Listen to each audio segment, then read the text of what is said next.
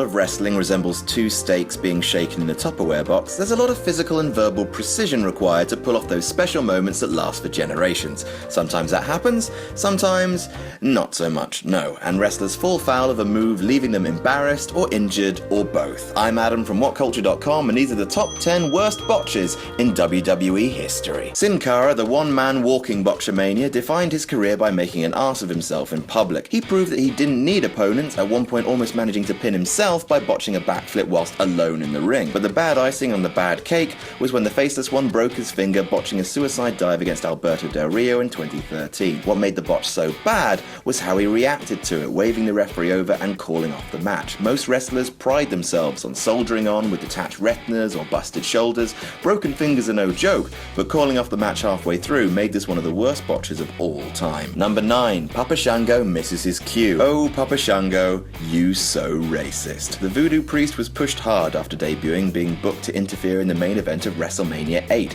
Shango was supposed to run in and break up Hogan's pinfall to Sid Justice after the atomic leg drop. Shango missed his cue, forcing Justice to kick out of the Hulkster's finisher, which never happened. Then Shango arrived, looking apologetic, and quick tip, if you're gonna screw up, try not to screw up in the main event of the biggest pay-per-view of the year. Number 8. Batista botches something. This isn't a severe botch in terms of injury, but it's definitely one of the most embarrassing. It's unclear what was attacking Batista at this point, but it definitely wasn't Mark Henry. Perhaps it was invisible bees, perhaps it was ghosts, or maybe Batista forgot he was supposed to fall over and called upon the acting gods to pull him out of a jam.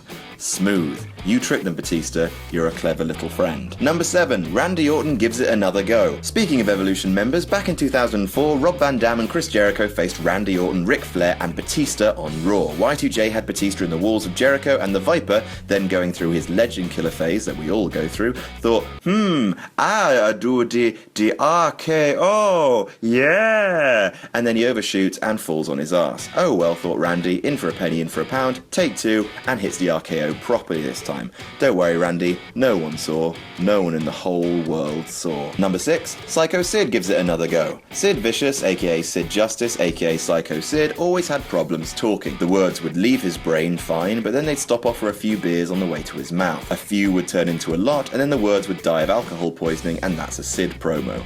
His most famous botch was before his match at In Your House 5. He did this. For all the skeptics and all the people have a little bit of... Let me do this again. Oh, it's live, Hal. Oh, at least JR handled it like a pro. Sorry, Sid.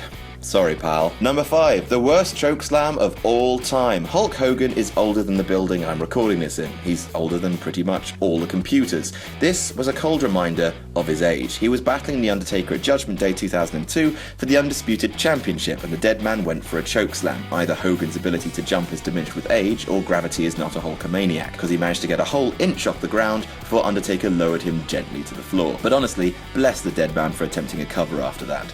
Bless him. Number 4. Joey Mercury's nose. Before he traded in his tights for the most adorable little child suit, Joey Mercury was a member of M&M with the world's prettiest man and the human scream. They were battling the Hardy Boys in a ladder match at Armageddon, and Matt Hardy leapt from the turnbuckle, swinging a ladder up into everyone's face. Jeff Hardy was fine, Johnny Nitro was fine, Joey Mercury was not. The ladder caught him full in the nose, breaking it in all sorts of ways. Nope.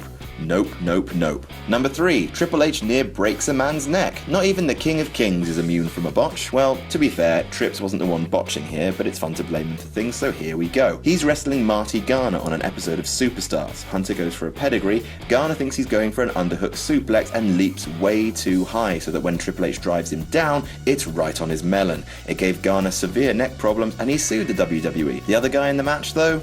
No one really knows what happened to him. Number 2, that shooting star press. You know the shooting star press I mean. The one where Lesnar concussed himself by almost, but not quite landing the aerial move on Kurt Angle at WrestleMania. Look at him, soaring through the air with the grace of an eagle being snatched out of the sky by a screaming bear. Still, he finished the match with a severe concussion because Brock Lesnar doesn't play by human rules. Number 1, Owen Hart breaks Austin's neck. The move that shortened Austin's career. At SummerSlam 1997, he was facing Owen Hart in a Kiss My Ass match, let's not forget. For reasons known only to Austin and Hart, Owen scooped up the rattlesnake and went for a sit-out tombstone pile driver. Austin's head was positioned far too low and landed right on top of it, compressing his red neck. neck to near breaking point. He was briefly paralyzed, but still managed to win the match with, in the man's own words, the worst roll-up in the history of wrestling. And that's our list. Did we miss any out? Tell us about it in the comments, and don't forget to like, share, and subscribe, and you can even follow me on Twitter here.